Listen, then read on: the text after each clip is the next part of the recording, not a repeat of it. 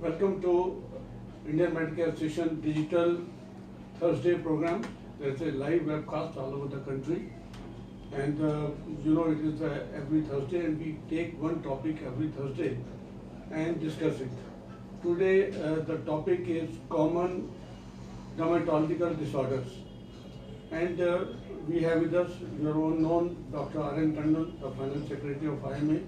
He is a surgeon also and a really learned personality in the country. On my right is Dr. Kandhari, Rajat Kandhari. He is he may be looking young, but he is a senior dermatologist in Delhi, especially in Western North Delhi.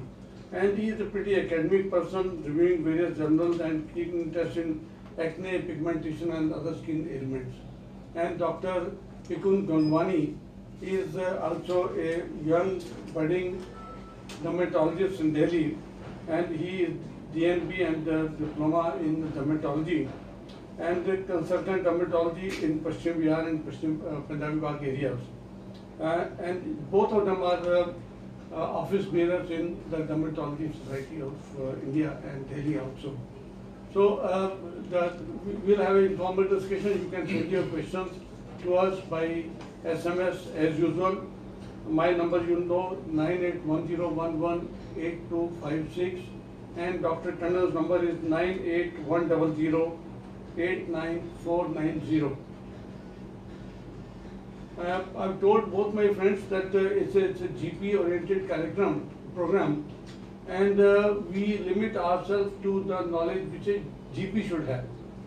How to diagnose, how to treat, and in case it is required to be referred, when to refer and how to refer and to whom to refer. These are the basic issues we take up in our programs.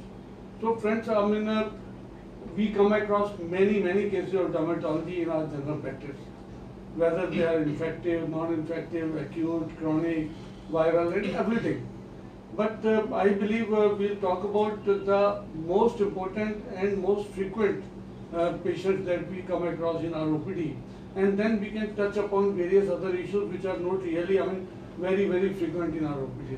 So we'll start with Dr. Kandhari, and I believe acne, especially young females and boys also, is very common, and everybody is frustrated. They feel from going from one doctor to another and finding no relief.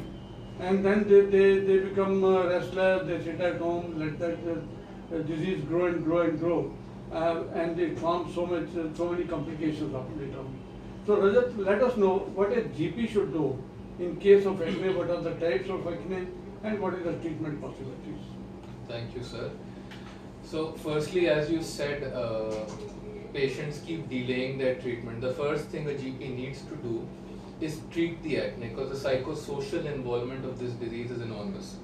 So we need to first, when the patient walks in, we need to assess what grade of acne the patient has. There are grades 1 to grade 4, grade 1 being the mildest and having only blackheads and whiteheads, and grade 4 being severe cystic or nodular acne, wherein we really need to treat it because it can lead to severe scarring. Having said that, it is now believed each grade of acne can lead to scarring, which is why we must treat it. The Global Acne Alliance recommends that we must start treatment now with what we call combination therapy. By combination therapy, we mean we need to use topical retinoids, which are available in the form of tretinoin and adapalene in the Indian market, or benzoyl peroxide available from 2.5 to 5 and even 10%. 2.5 is good enough for facial lesions, along with an antibacterial cream. So this is a nighttime treatment. We start using this at the night. If the grade of acne is more severe with more inflammatory lesions, we start using a oral or systemic antibiotic in the form of tetracyclines or macrolides. And further, if it is very severe, we consider using oral retinoids, which are the gold standard for nodular or cystic acne. One point here, that if you have a young female with acne, you must rule out polycystic ovarian disease, which is rampant in today's daily practice. So, how far a GP should go?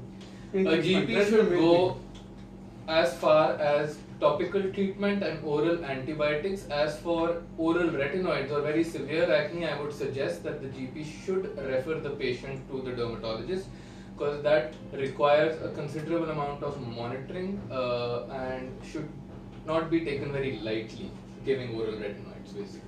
What antibacterials you said, the local or systemic, you would like them to use? What are So that's more what I effective? said. So topical antibacterials consist of clindamycin. Now more commonly used nadifloxacin, because clindamycin has said to develop some amount of resistance. So nadifloxacin is a good bet, and obviously benzoyl peroxide is a great antimicrobial since it has no studies of developing resistance. So it is a good idea to start with that.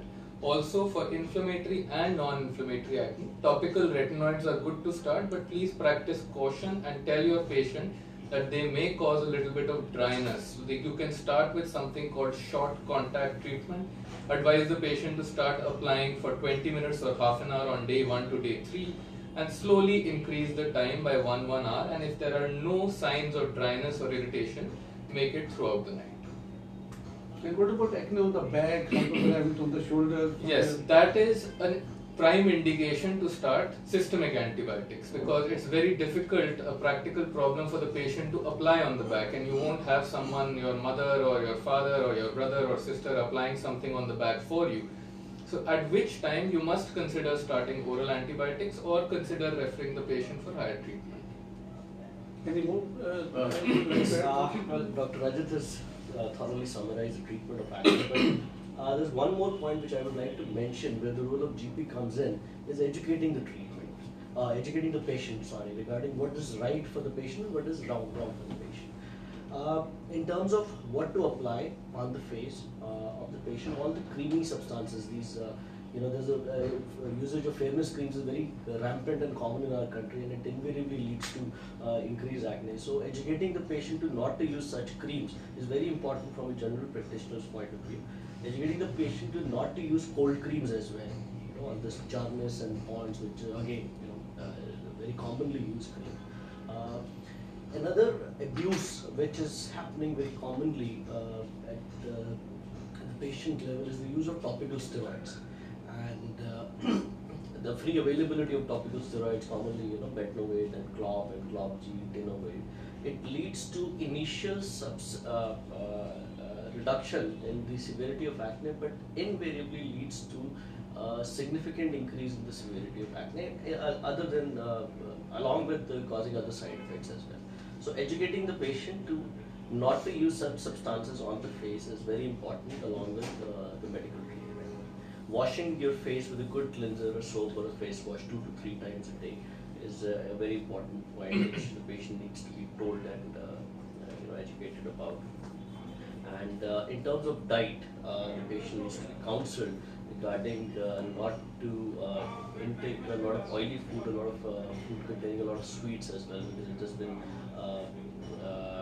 shown that foods with high glycemic index also lead to increased acne on the face and back as well.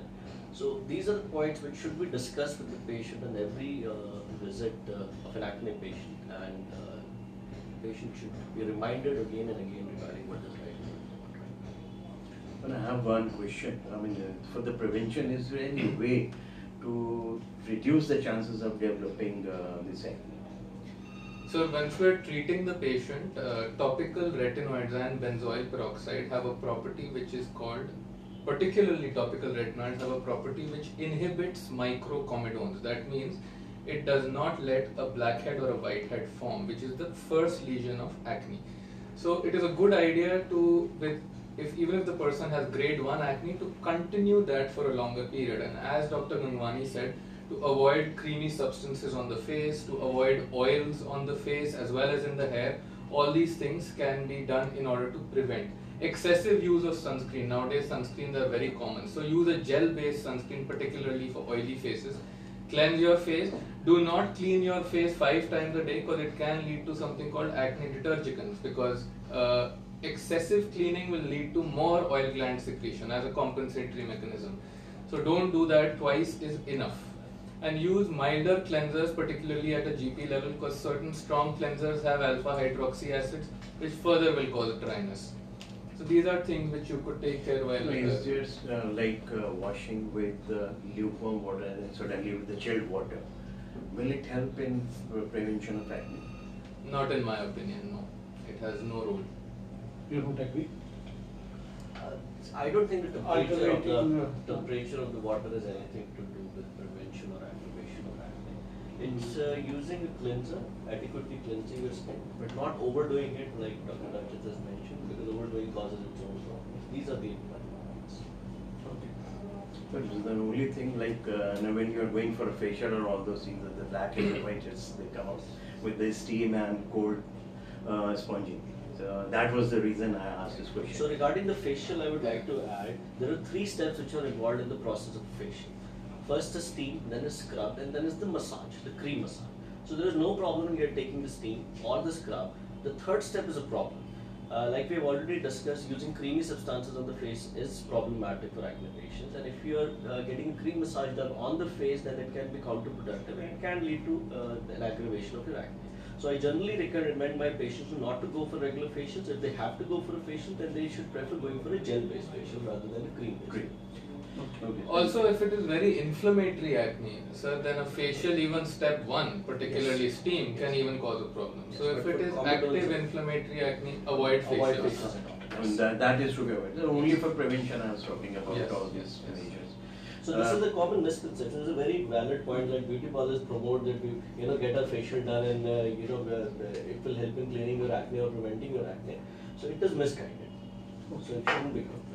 Right, Dr. Ganwani, now I think another common problem which general practitioners are facing, they are seeing day in and day out is the fungal infections. So what common fungal infections normally they should see and treat, and what should be the basic line of treatment and what they should avoid? Okay. So fungal infections are common. We all have probably seen patients with fungal infections every day. The commonest is the dermatophyte infection of the skin, which is tenias, the various tenias. The tinea of the groin, which is tinea crus, the tinea of the feet, tinea pedis, tinea of the face, tinea facie, tinea of the body, tinea corporis, tinea of the hands, tinea manum. And when it involves the nails, it is mycomycosis. So these are the various dermatophyte infections, fungal infections, commonly known as ringworm, and commonly, unfortunately, I must say, commonly mistreated by many of us. I'll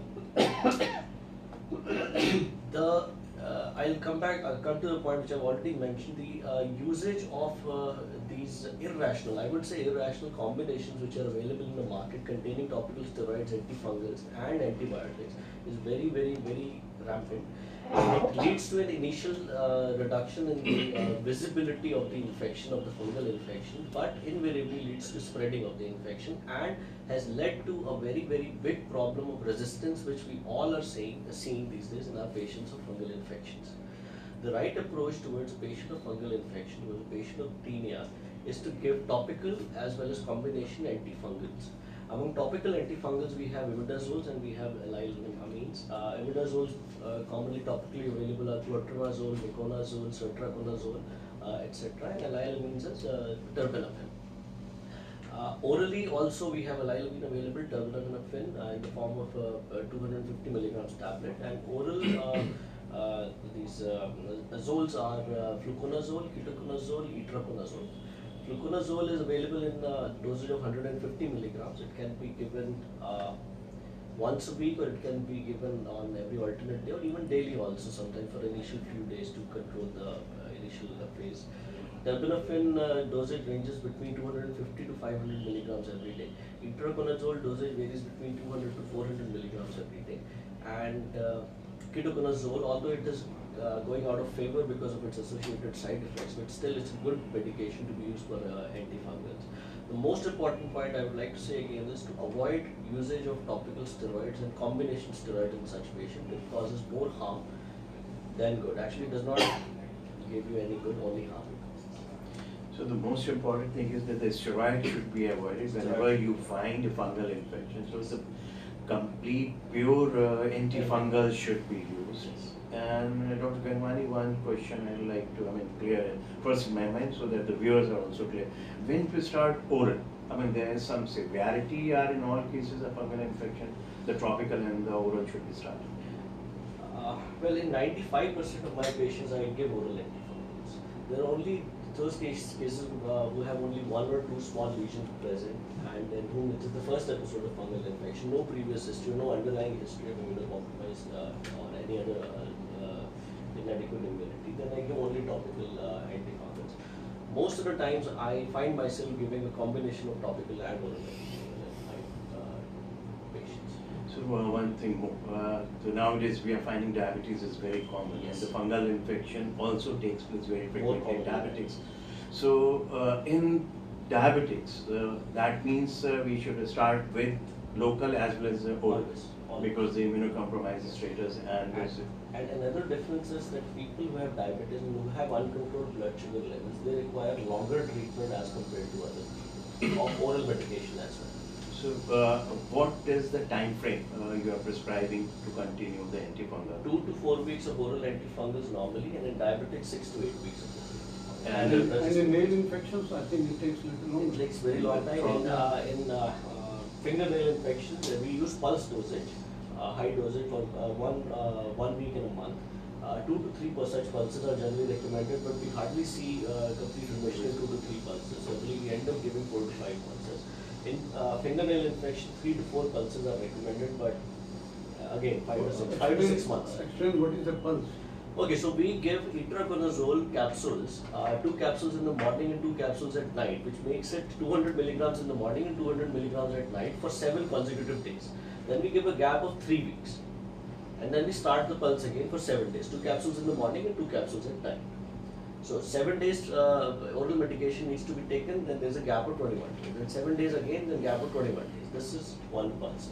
So recommended pulse in the textbooks is 2 to 3 pulses, but we invariably end up giving more. We end up treating the patient for 4 to 6 months for cure in nail infections. I'd like to make a few points here. When we're, as Dr. Tandon asked, when to give oral. So oral, widespread infections, immunocompromised, poorly controlled diabetics, nail involvement. These are areas where you must consider giving oral.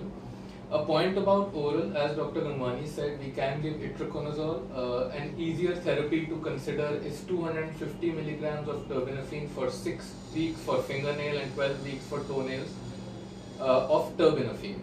Why to use terbinafine initially is because terbinafine is fungicidal and it acts more proximal in the pathway. Itraconazole is fungistatic, but it has an advantage of forming a reservoir action in the nail or in the skin. So it can maybe act over a longer period of time. Itraconazole has more drug interactions, so from that perspective also one may consider terbinafine. Another common thing, terbinafine does not work in cutaneous candidiasis, which is very, very common in a GP practice. So interdigital intertrigo in between your last 2 fingers, candidal balanoposthitis in poorly controlled diabetics. These are areas where you must reserve your itraconazole for more often than not, because terbinafine will not attain the minimal inhibitory concentration in this case. Fourthly, in areas such as the groin, do not use powders with a lot of starch, as they tend to cake up together and they may not form the best treatment here. And clotrimazole may be reserved well for mucosal lesions because it has a good mucosal penetration. Along with miconazole, it also has a great penetration value. Terbinafine should be reserved for, as well as ketoconazole may be reserved for the body cases because it acts well there. So these certain things one can remember. Avoid oils, avoid excessive occlusive clothes and occlusions. These things can be remembered. No, you have talked about the clothes. So I'd like to make more clarification for the viewers. When we are talking about clothes, that means we are only interested in a cotton clothes rather than a synthetic material. Because synthetic material may not be, good for the skin lesions. Yes, synthetic is not good. This is very commonly seen in housewives wearing tight saris, so around the waist, around the chest area, just below the blouse. Right. That times it is a little problematic because you cannot tell them, then they are so used to wearing that. So, but at least you could tell them that when they are at home, they may wear something which is a little looser and can give a little bit of air. because more air will help the fungus go faster, because a humid environment is like giving the fungus more chances to grow. And but then then another, equal number of patients you have about Seborrheic also. It is also a fungal infection, I believe. Yes, Seborrheic And is a most of us combination. get frustrated with treatment also.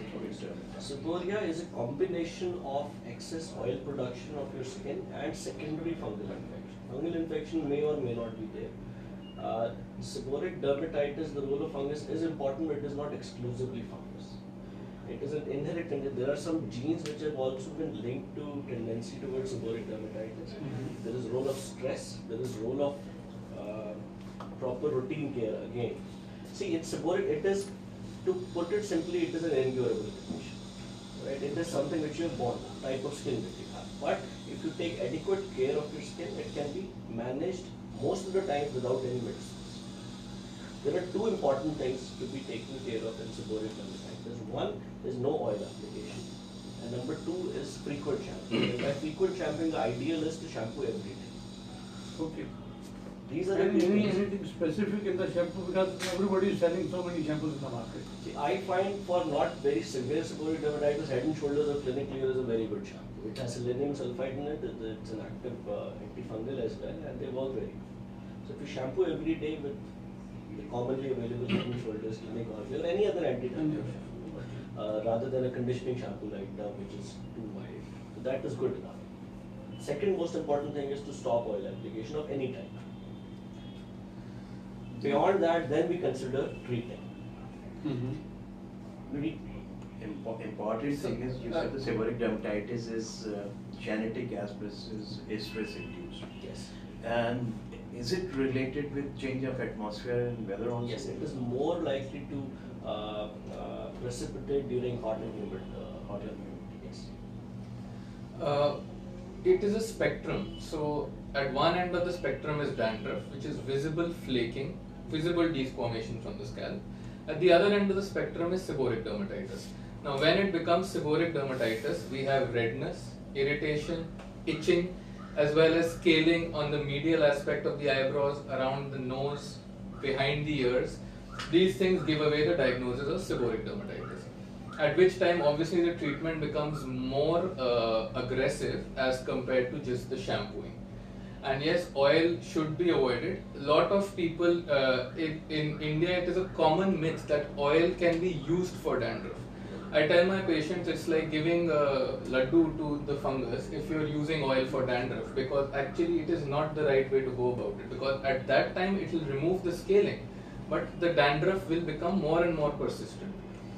And once we are at the seborrheic dermatitis level, then we need to get in the topical anti-fungals as well as topical steroids. May be used here, mild steroids on the face. You may reserve itraconazole as well as oral retinoids for immunocompromised patients. But otherwise, when we are seeing the complication of seborrheic dermatitis on the upper eyelids, then what should be? A good combination of a mild steroid with an antifungal is good. Good. So the two important and things, a good shampoo. two important things have emerged when we are talking about dandruff and seborrheic dermatitis. The first thing is the regular shampooing. And the most important thing, and which is probably a myth, and everybody believes that the oiling of scalp is going to reduce all these problems. So you must remember and you must tell all your patients of dandruff and seborrheic dermatitis not to apply oil of any kind on the scalp, because oil is going to increase the dandruff and seborrheic dermatitis. So these two things are very important as dandruff and seborrheic dermatitis is concerned. Another issue I thought was urticaria. Very important, because so many patients come to us for various urticaria and they want an answer, kitne din mein theek hoga ji? And you have no answer to this. So even we don't have it. Do you have any latest? I thought you would have it. But then do you have anything latest on that issue? So Because urticarias can be because of n number of reasons. Yes. And most of the time we are not able to find any reason. Yeah.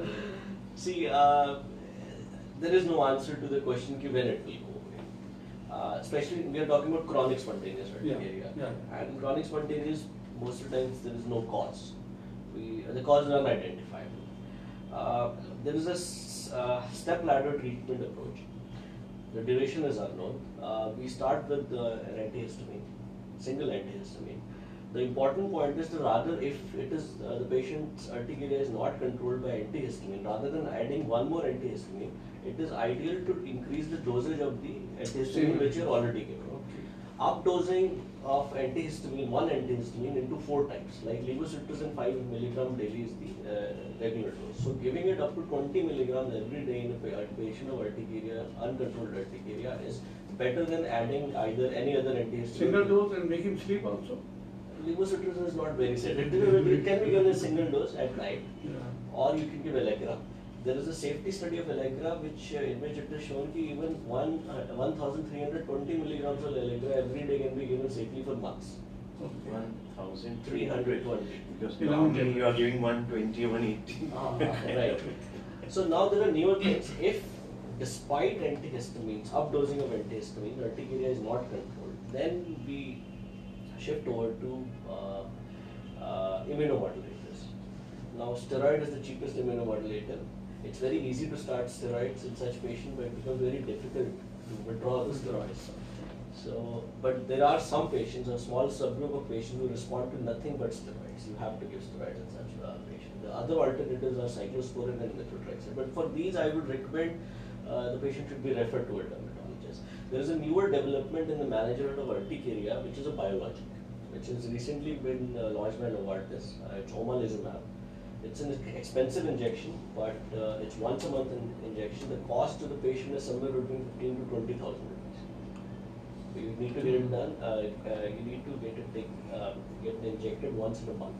And in patients of refractory urticaria who are not responding to any other treatment, this is the option. Safe option. Okay. And in these urticarias, when some people come in acute for the first time, Yes. then you have to give stateless steroids or no? Yes, it's important to assess breathing, because it can cause laryngeal edema as well. So Yeah. it's important to take history of any breathing difficulties, and if required, then actually it is recommended the patient should be admitted. This is one of the rare dermatological emergencies. Patient will be admitted and kept under observation for development of impending breathing issue, and injectable antihistamine and steroids can be used.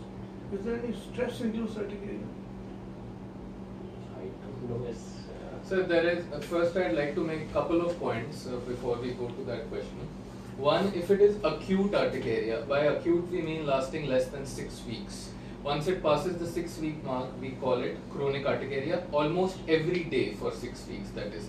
If it is less than 6 weeks and it's really bothering your patient, a short course of 30 milligrams of, up to 30 milligrams of steroids is acceptable. Once it becomes chronic, as Dr. Gangwani said, it's very easy to give the steroid but very difficult to taper it off.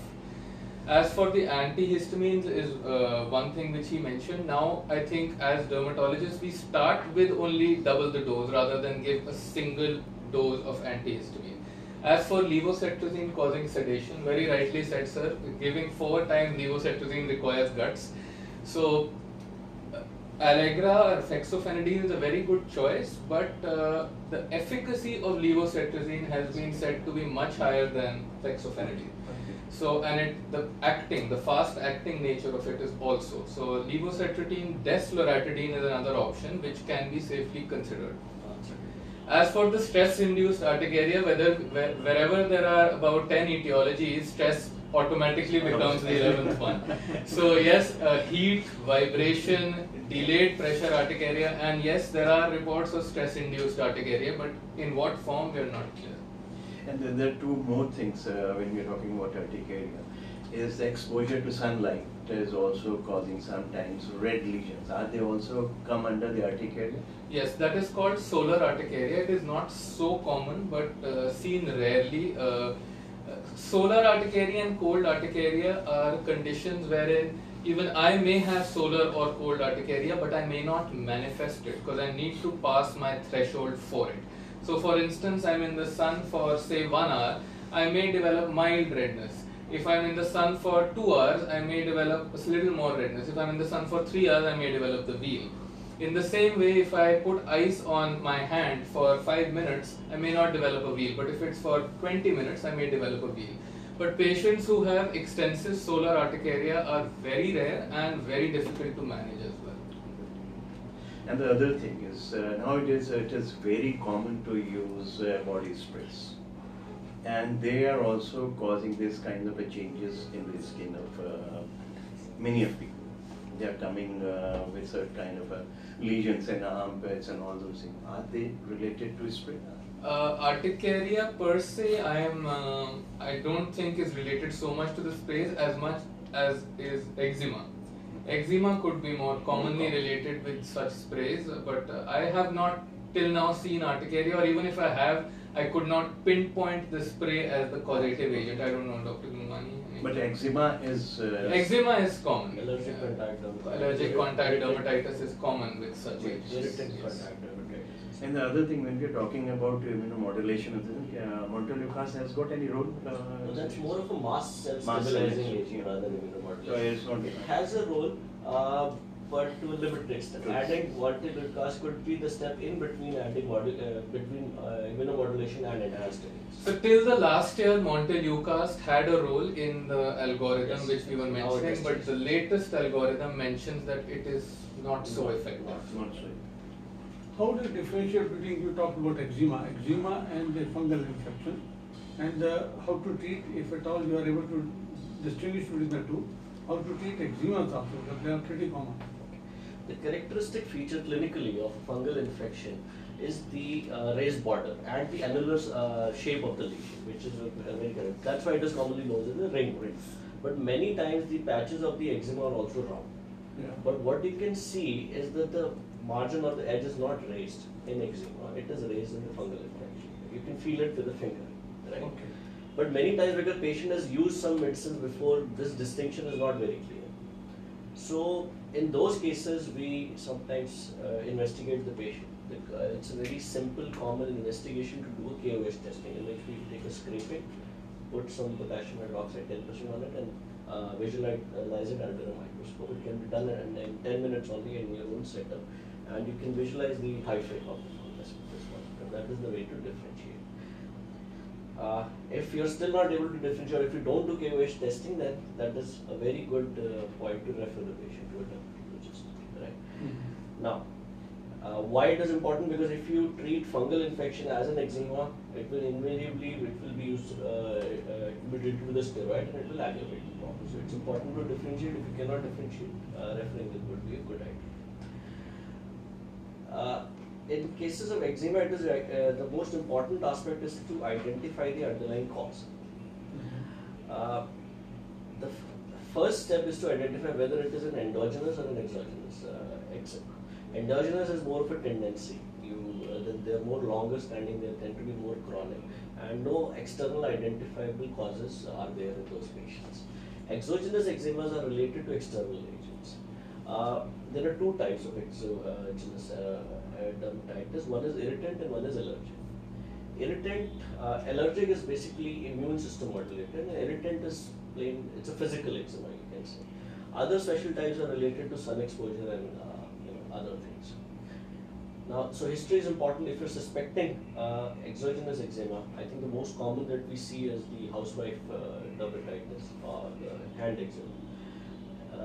Now, housewife dermatitis or hand eczema is a combination of irritant as well as allergic factors. The detergent is irritant as well as, in some patients, it is allergic as well. Then, commonly we see eczemas on the face related to makeup, many constituents of makeup. We see eczema related to sun exposure on the face, and footwear. Footwear is another important exogenous factor which will lead to foot dermatitis. And we do, to identify allergic dermatitis, there is only one test which is available, which is patch testing. Patch testing, which is available. And again, that would be a good point to refer the patient to a dermatologist to identify the allergy in such cases. What am I missing? May I add a point here? As for very simple, like Dr. Gangwani said, so when a patient walks in, as per the history is one thing, clinically, if it is bilaterally symmetrical, because nummular eczema or discoid eczema is commonly confused with a fungus. So if it is dono haath pe hai and dono foot pe hai, is more commonly eczematous, particularly endogenous eczema, because the fungus only Tinea cruris is the one of them which is usually bilaterally symmetrical. Others are usually in one area since it's an infective agent causing it. Secondly, I think one common thing which he missed for allergic contact dermatitis is hair dye, which is very common. I think he was thinking about it, but so hair dye is very commonly causes. Yeah, so PPD and ammonia are two agents which cause it. Nowadays there are various hair dyes available which one may go for.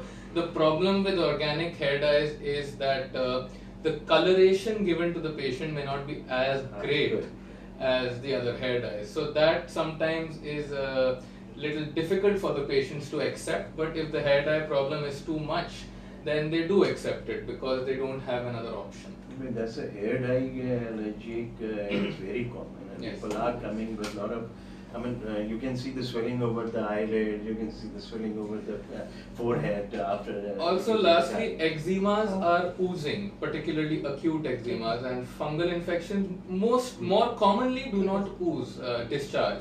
So, like we used to be taught in our MBBS that make a wet eczema dry and make a dry eczema wet to make things better. And the treatment remains antihistaminics and avoid the use of irritants. That's all? Mainstay of treatment would be topical steroids.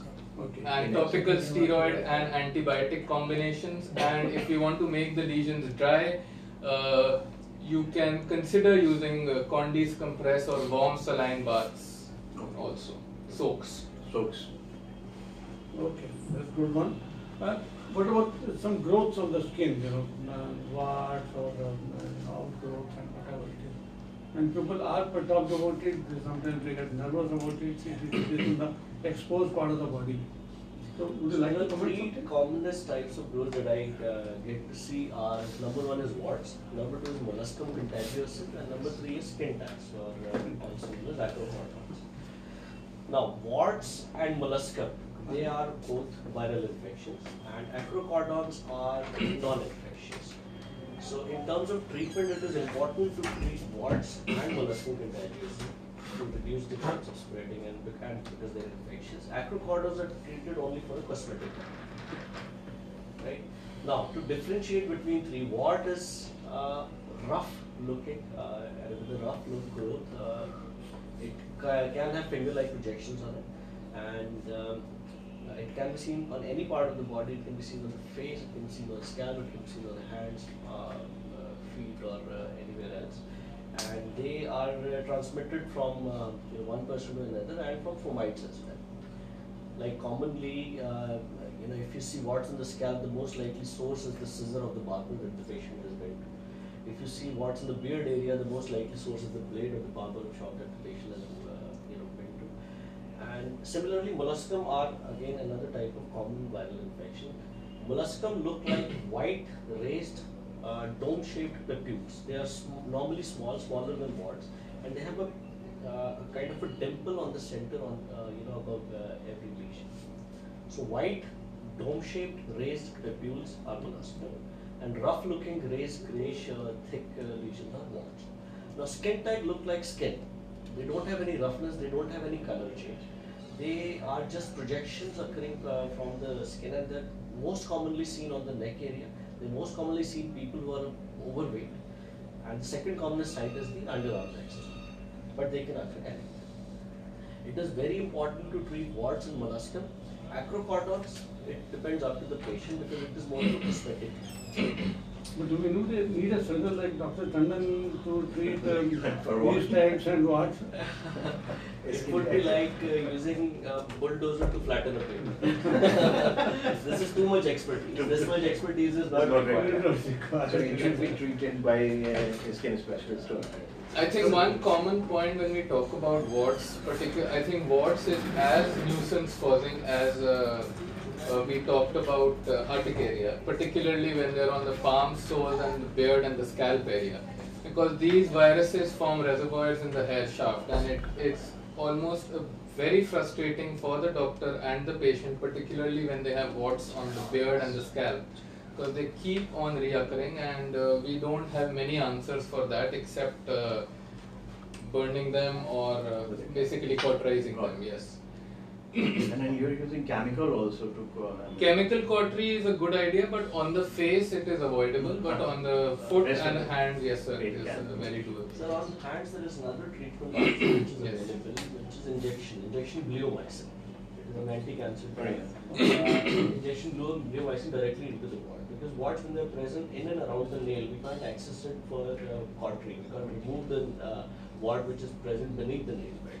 So we inject it with bleomycin. Over a period of 2 to 3 weeks, it dries up and sheds off. I think then it becomes a specialized treatment. So the patient should go Yes. to the skin specialist. Because the only rather other than- way to do it would be avulse the nail and cauterize, Cauterize. which becomes a little tedious for the patient. And what is the simple treatment for molluscum contagious?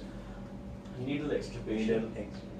Just Like take the out the GP white. can do. It is Just important take to out take out all the white. all the white from the. 26G needle is, in my opinion, is the ideal size. You prick the molluscum, open it and take out all the white. And it is probably the best treatment in children, because children don't normally tolerate a lot of pain of cautery. And it's difficult to make them not to move. So taking it out of needle, which can be done at the GP clinic, GP offices, simple. And the other thing is the white you are removing with the needle. Is it infectious? Yes. How to dispose it then? Well, ideally in that the red bag that we have in our clinics, which contains infectious It material. should not be just discarded like something. Maybe wrapped in a gauze and then discarded in the proper infectious disposal. And suppose this touches and breaks the same person from where you have removed the. If it is a normal touch without a micro operation, it's not that much of a problem. Ideally, you should be to wash your hands with that very directly. But if you break yourself with the molluscum, then there are good chances of infection, because the white part is the molluscum body where the active virus is present. So there are good chances. If there is a prick, there is good chances of infection at the local site of the infection. So you have to be kept under observation, and if a molluscum develops, then you need to do it. So the most important thing we must keep in our mind when we are treating the molluscum contagiosum, because this is the disease which is commonly seen, and most of the doctors are aware that you prick with the needle, remove the white of the molluscum, and then it can be treated. But the precaution that discarding the needle and the white material you have removed should be given proper care. And you should be careful that neither it should prick you, neither to the patient on the other side, because it is going to create further molluscum. I'd like to make one point when we're talking about molluscum. Another common thing which we sometimes confuse with molluscum, particularly in the lower orbit area, is something called medias, which is very, very common, and they look very much like molluscums. And taking them out is also done by needle extirpation, and so it is almost as common as molluscums, I would say. So one should be certain, look for that umbilication and the pearly white color Dr. Gangwani said, because that is more common with molluscum. In younger kids, sometimes I also use a curate or a cataract scoop, because it's much faster to remove it, because they are anxious by seeing the needle. So that is another way to go about it fast. Also, last thing, if you see a very large molluscum, particularly in an adult on the face, rule out immunosuppression. Yes, sebaceous cyst could mimic it and rule out HIV definitely. In adults with large molluscums on the face, it is a red flag.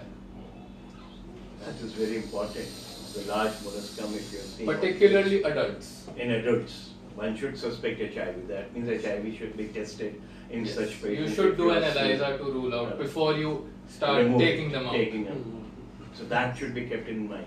HIV should be ruled out in adult patient if you are seeing a molluscum of a big size on face. Can I ask what could be the size, the big size when we are talking about? Very tough to say, but if you see a giant molluscum, you know, I don't remember the exact, 2 to 3 centimeters. So that means we should be aware that anything bigger than 1 centimeter, you should take precaution and get the HIV test of that patient if the patient is adult. Good. Friends will not take up things like chickenpox or herpes or I think measles today, because these can be discussed in another forum. But pertaining to skin, I believe Equally important is unwanted skin on the body, especially in young females on unidentified areas. Right. Unwanted hair is a definitely big problem, and we come across these type of patients. We are helpless with this issue. But what are the options available to a patient to remove this unwanted hair? See, the first step is to evaluate. First step is to take history, which might be suggestive of any underlying hormonal impairment. If the patient comes to you with hirsutism, it always makes sense to look for acne and hair loss on the scalp in such patients, along with weight gain or any other features.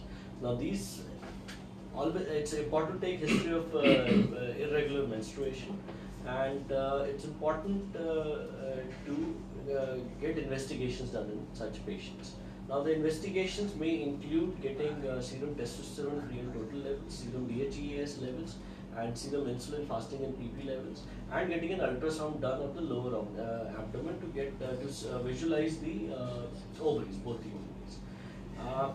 This should be done in all the patients who come seeking help for unwanted facial hair. Now, in terms of treatment options available, medical treatment would depend upon what we find out in the investigation and the history of the patient. Medical treatment, in my opinion, is not very helpful in reducing the hair growth of the patient, although it might help in patients who have an underlying hormonal imbalance to stop the progression of the problem. The treatments which are available, medical treatments, if I must say, are very limited. It's only laser hair reduction which is helpful. Electrolysis is a treatment which was very popular a decade or two ago, but not preferred a lot these days.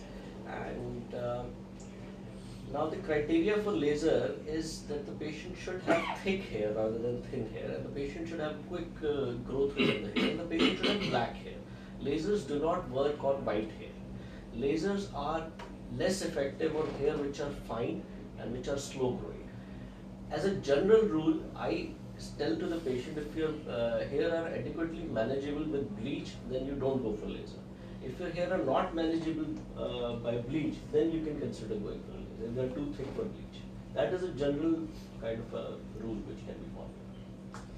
Can I make a point? Sure. So, when the patient comes in, if the patient has had menstrual irregularities 2 years after attaining menarche, if there is clinical signs of hyperandrogenism in the form of hirsutism, of course, or acne, then you can definitely test for the tests as mentioned by Dr. Gangwani. You can also assess if the hirsutism is sudden or is it slow. Has it appeared now or has it been from before? Because these points will give you a certain direction towards the etiology. If it is from before, you consider a congenital adrenal hyperplasia, so you do a 17 OHP. If it is very sudden, then you consider a virilizing tumor or an adrenal tumor, wherein DHEAS has much more role and importance. And of course, then you imaging of the adrenals as well as the ovaries. But if it is a delayed sort of hirsutism coming over time with an ovulation that is greater than 35 days cycle after 2 years of attaining menarche, that is when you need to go ahead with all these tests, particularly the serum testosterone, an LH level, and an ultrasound of both the ovaries, yes. And now it is recommended that one must consider an oral GTT with 75 grams of glucose rather than a fasting and insulin PP, as well as because they are very non-sensitive, it is said by many endocrinologists. So an oral GTT gives a right sort of direction to us. So we can consider in a patient less than 100 kgs with the 75 grams and greater than 100 kgs with 100 grams, 0 and 2 hours. Friends, to detect you may insulin be levels. missing Dr. K.K. Agarwal today, our Secretary General headquarters.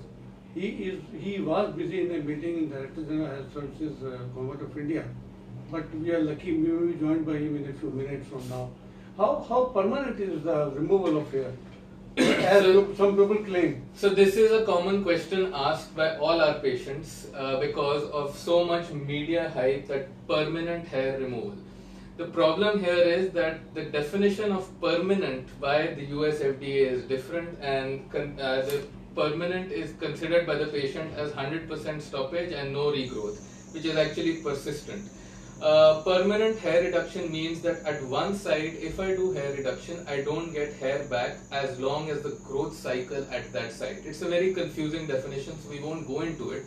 Basically, sir, best case scenario, if you have a patient and you do hair reduction, best case scenario at 3 to 4 months, particularly on the face, she will need to maintain laser sessions or at least twice in a year eventually to make the hair remain at bay. So there is nothing like a permanent. There is no 100% stoppage and regrowth. There is 70 to 80% sparsity you can promise your patient. I think Dr. So I think the GP should be also clear about it. I actually discourage the usage of the term removal.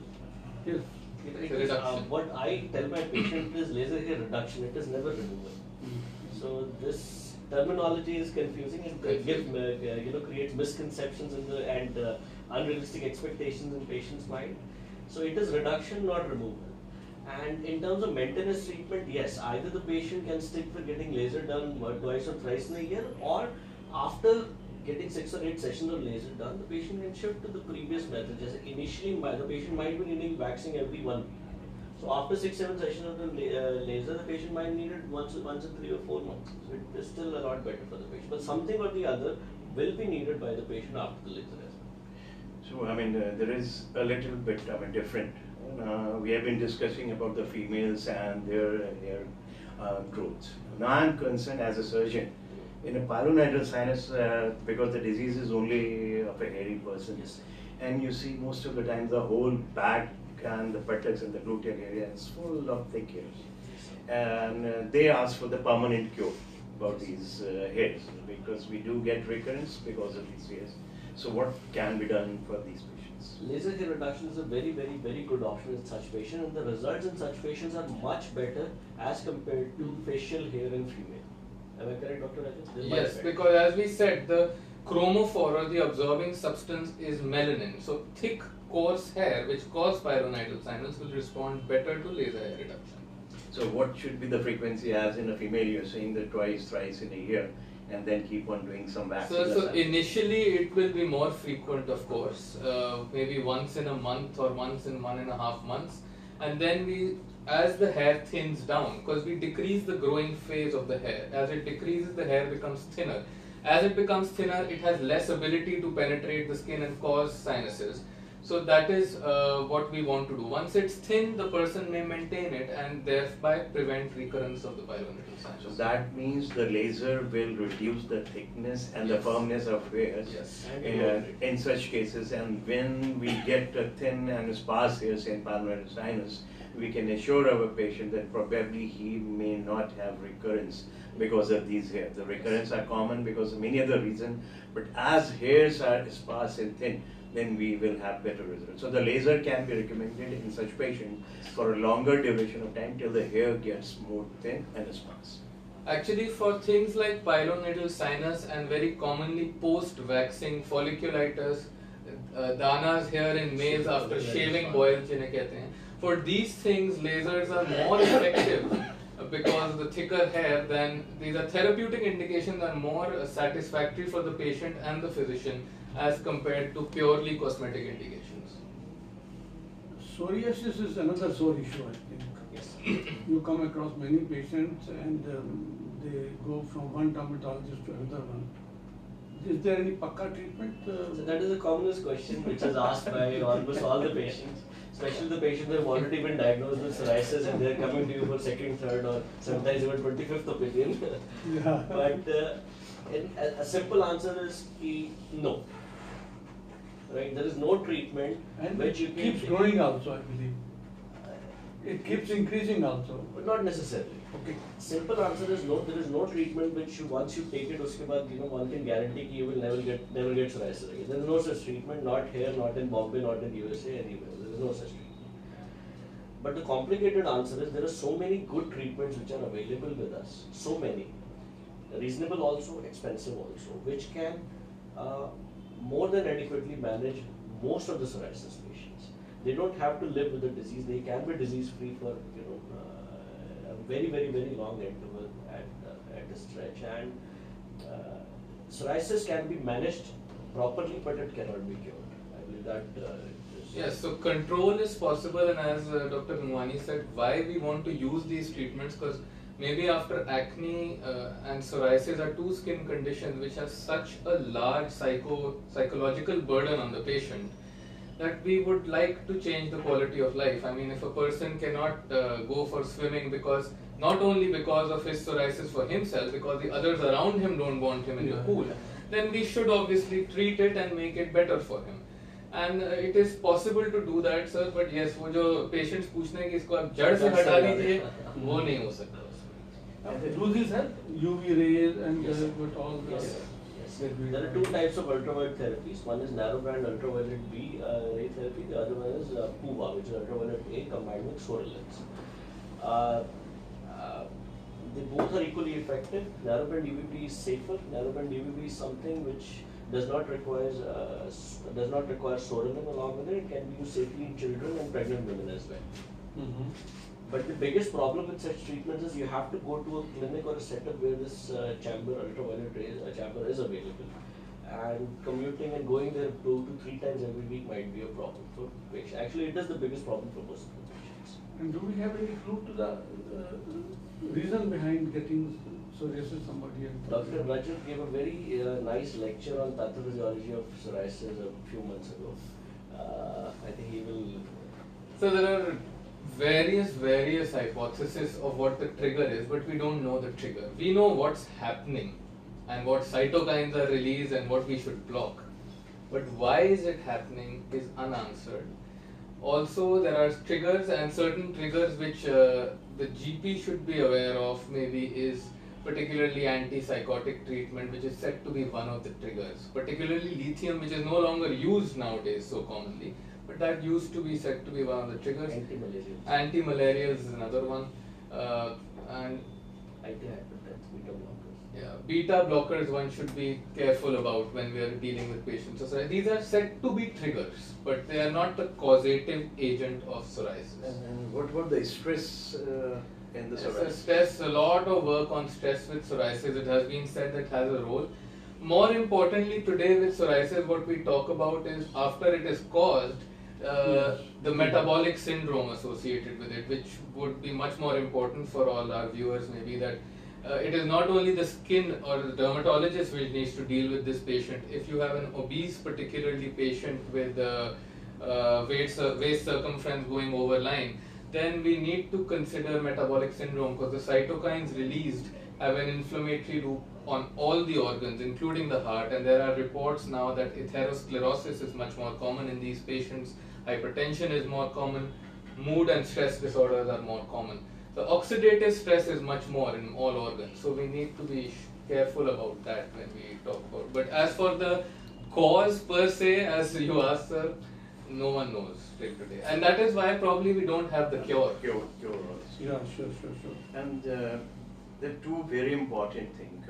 Most of the times, I'll say all the MBBS students and the doctors feel that it is skin. There is no acute emergencies. I like answer from both of you. When I was studying, they used to say there is no emergency, there is no home visit, there is nobody will die, and you will not be required, and nobody will be cured also. These are the things that they used to talk about dermatology. But ideally, there are Relatively emergencies. true. But there are crucial emergencies like Yes, unfortunately, in my first posting as a senior resident, I had 3 such patients in my ward, so I refused to believe that. And ever since then, you need to take each patient seriously. Having said that, toxic epidermal necrolysis is one of the most common conditions which can be serious. It is not a very common condition as such. Pemphigus, Yes, sir. Pemphigus in erythroderma particularly, that means involving more than 90% of the body, because it leads to what we call skin failure. So there's so much water loss and electrolyte imbalance that yes, we need to be very careful. These 2 conditions, and thirdly what Dr. Unwani previously said, urticaria with angioedema, laryngeal edema, again an emergency and can lead to death. So these conditions are very I would like to point out that there is a concept of dermatological ICU as well. And the first dermatological ICU of our country was recently started in Base Hospital 6 months ago. Yes. Okay. So there are emergencies. There is need for ICU in dermatology as well. That's why the question, because Yes, that was very the common valid question. sir. That is the first working ICU in the whole country. Started 7 months ago at Are Base they Hospital. doing skin transplants, etc.? No, they are not doing transplant, but they are using artificial skin to cover such patients of 10 and Yes, sir. So the primary thing done there is, as you rightly said, pemphigus and erythroderma and toxic epidermal necrolysis patients to give them a barrier nursing. Yes. Firstly, Mhm. because in all government hospitals, sometimes even if it's an isolated room, it is almost impossible to do that. So at least there they are ICU conditions, and they are trying to stimulate a proper ICU for skin patients. Can you give us 2-3 points when somebody should think about this 10? 2-3 points. Recent history of drug intake, particularly in the form of maybe anti-epileptics, followed by notorious looking bullae on the skin or fluid-filled lesions which may appear, blackish in color almost, and peeling with raw looking skin appearing, must send the patient straight away to a dermatologist, or better to a hospital with dermatological setting. Deterioration of the general condition. General condition. Not feeling of well-being not being there. Those are the indicators. So these are the first. Friends, we are not talking about cosmetology today or hair transplant today because of the paucity of time. And but I think scabies is another issue which we have not talked. And scabies, we are joined by Dr. K.K. Agarwal. And I think before K.K. has his remark, scabies, a minute about scabies. Scabies is caused by a mite, which we know it's called it's caused by a mite, and the common things to look for is intense itching, particularly in the web spaces in the genital or the scrotal area, because the skin is thin here. It's easy for the mite to burrow into the skin here. They form burrows here, and the itching is more at night time, because when the body is warm, the mite comes out and crawls. It is very commonly seen in family members. So if I have it, my wife or my child may also have it.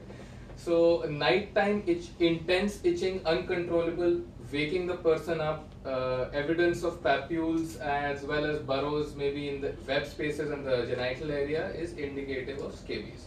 One should treat it with, earlier we used to treat it with gamma-benzene hexachloride. Now permethrin and even ivermectin lotion is available over the counter. One may use that once.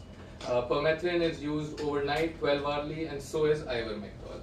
Also, when I have scabies, for instance, and my family members, if they are above a certain age, they may be administered the same treatment, so that and the treatment must be repeated after a week, 10 days, because that's when the eggs of the mite hatch. So, doctor, how many scabies you have seen? Very frequent, very often. In Yes. Delhi? In Delhi, yes. We used to see something like in Wardha, in my medical college. If there is an OPD of 100, I'll tell you a secret how we used to see people. We have to see 200 patients in 1 hour. Okay. So we will stand up and say, "Daat khaj khujli wale ek taraf ho jao." So they will all stand. So they all will be scabies. And they will Common say, prescription this is to all. common. Then we say, we'll tell the compounder, give them benzoyl benzoate, common prescription. Then we'll give them in 2-minute instructions. That your clothes should not be changed, they should be boiled after you take them out. 24 hours, wear the same clothes. So 50% of the OPD was over in 2 minutes. That was the prevalence of. And then second used to be microfilaria. So जिसको रात को ठंडी करके बुखार आता है हाथ correct 10-15 will stand up and say we get fever with chills and ragas in the evening, and that malaria we never see there, so it's only filaria. Malaria and filaria cannot stay together in the same colony. Okay. So we have similarly thalassemia and sickle cell. You cannot keep both. So we used to get sickle cell. So similarly, all cases were filaria. So 60% of the OPD is over in 5 minutes. Then you have enough time. We were missing these points. These tricks. And friends all over the country must have been doing it. So let's revise 10 or 15 points what we have passed on the message to that 10 regarding skin. Message number 1. Message number 1, I think the first disease we talked about was Not acne. very what disease, just one. Okay. Okay, so So let's in talk acne- about in 10 points. in In acne- acne, stop usage of oily substances on the face, cold creams, excessive makeup and facials should be avoided. Soap, water, washing. Washing should be done. Rubbing, Antibacterial. rub washing or No, not many massaging on the face, especially No, with active acne. okay. So soap, water, non chemical soap or Mild cleansers should be used. I said that time, not cleansers which are because there are, harsh. say for example, I am aware that Johnson Johnson is now bringing new lotions in the country, which will be not like written like soap. Those types- They are already available, sir. Such They're things already are available. already available, and one may use such cleansers That's twice right. or thrice at So what most. about antibiotic? Antibiotics, if widespread acne, very inflammatory, particularly on the back, please start systemic antibiotics. Anything above that, nodulocystic, refer to the dermatologist. Okay.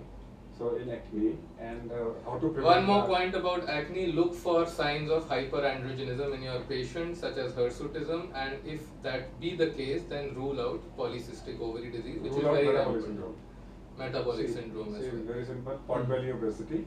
Take a measuring tape and you measure their stomach. Yes. If their stomach size is more than the size of the buttock, they have insulin resistance. And these are the people who will have polycystic ovarian disease in women, and in men they will have fatty liver.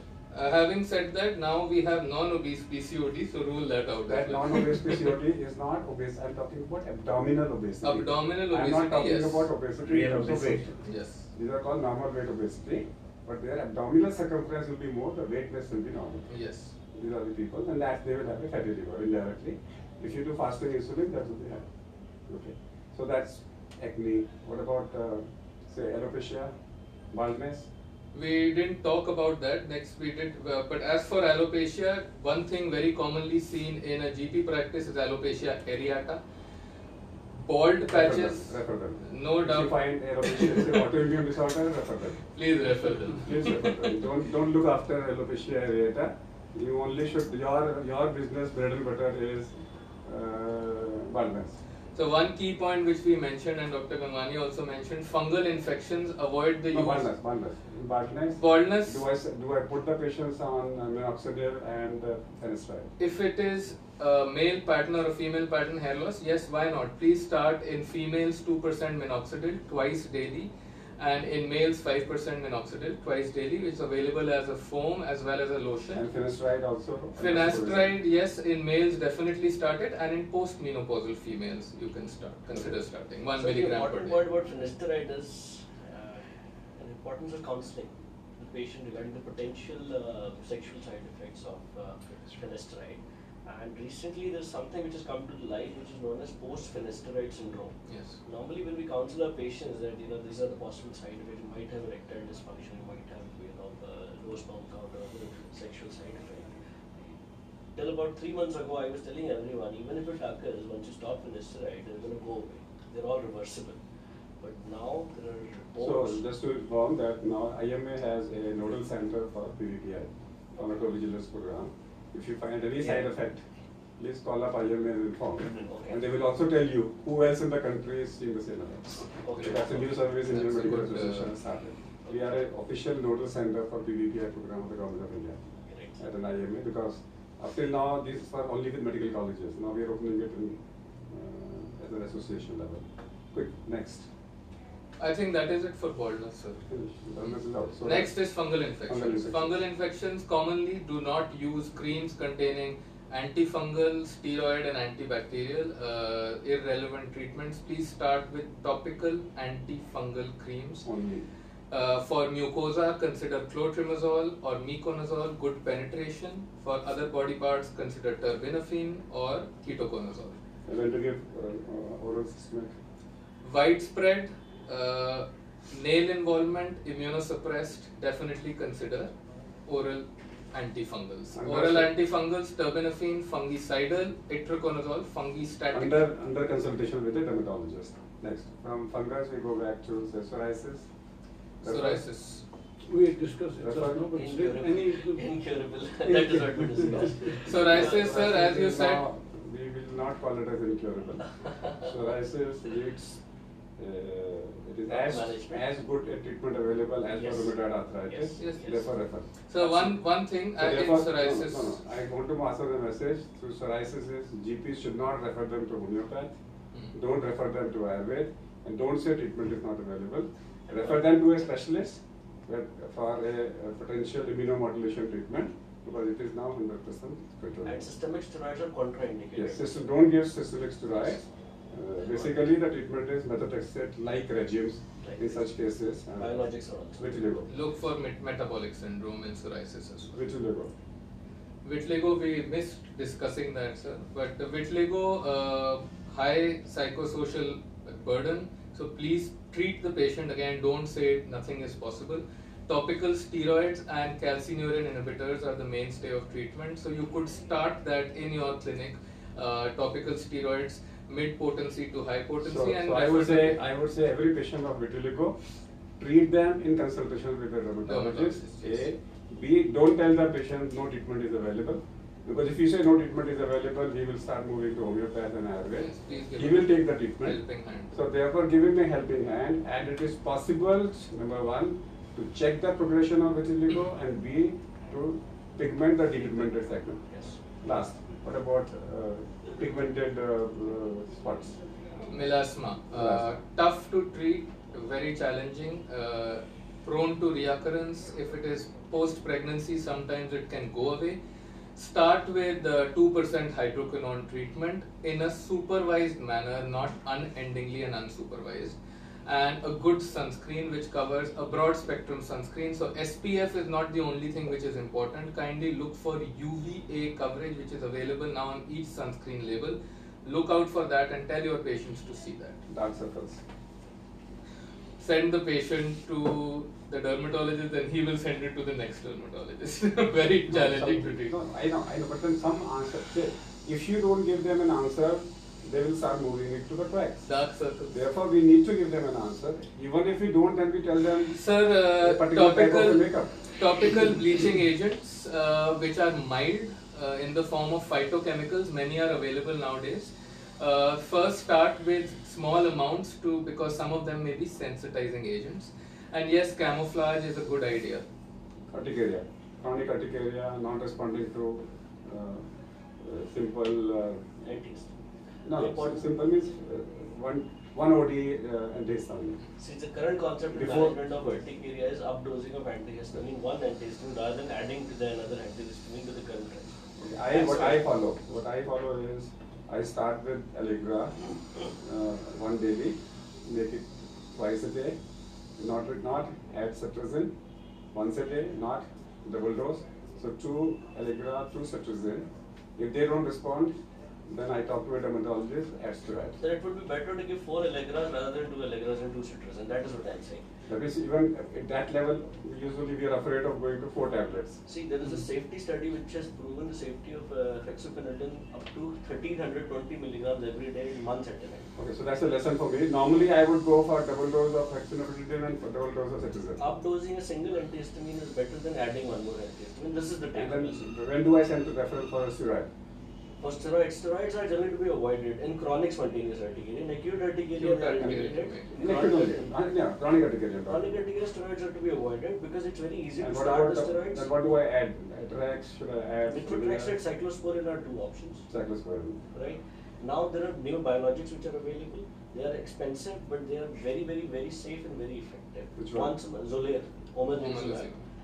one injection, 1 month is sufficient. It's a subcutaneous Available, injection. biosimilar is available or not? Biosimilar currently is not. Currently it's not available. But it's the cost to the patient per month is somewhere between 15 to 20,000. That's okay, that's not covered. So one point on this now. If he requires somebody who keeps him cool by massaging, he or she will also take 15,000 rupees.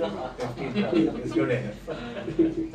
If he has to keep somebody जो कुछ ना कुछ करता रहे, 15,000 is not. Now levocetirizine is available as a pill with double dose to start off in your patient in one That is go. 10 milligrams. 10 milligrams, yes. So and it's faster acting also as than fexofenadine. So good idea to maybe start that at 7 p.m. I mean now what he's talking about it. If I need to give, then I can give 20 milligram of levocetirizine. You can, yes.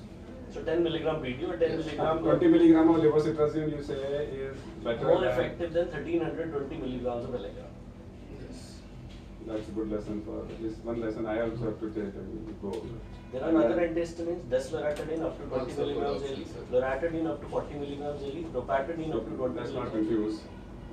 Levocetirizine 20 milligrams. See, when I teach Simple my and GPs, Yeah. I teach my GPs, I always tell them, identify one drug per condition and have an experience. If I give them 4 choices, It's confusing. it's confusing. So there is only one drug called levocetirizine as of today now. So for them, let them try levocetirizine, fails, refer.